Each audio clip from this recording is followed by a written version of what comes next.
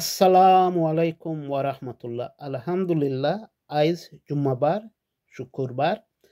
সূরা কাহফ পড়তে 10 থেকে 15 মিনিট লাগে ম্যাক্সিমাম।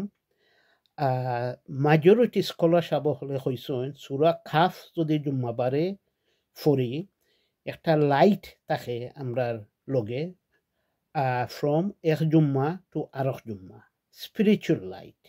এবং পয়লা 10 আয়াত এবং শেষের 10 আয়াত পড়লে দাজ্জালর বিপত্তনে বাঁচা যায়। So there is a light upon us from one Jummah to another Jummah if we recite Surah Kahf on a Friday. এর লগে তো আরো ব্লেসিং সোয়াব আছে। ইনশাআল্লাহ সূরা কাহফ পড়তে মাত্র 10 থেকে 15 মিনিট লাগে। দাজ্জালর বিপত্তনে বাঁচমু আমরা এবং আল্লাহর ব্লেসিং লাইট নূর আমরা লগে থাকবো এক শুক্র তনে আরো শুক্র। ইট হইল the opinion of majority of scholars হইরা এটা সুন্নাহ। আসসালামু আলাইকুম ওয়া রাহমাতুল্লাহ।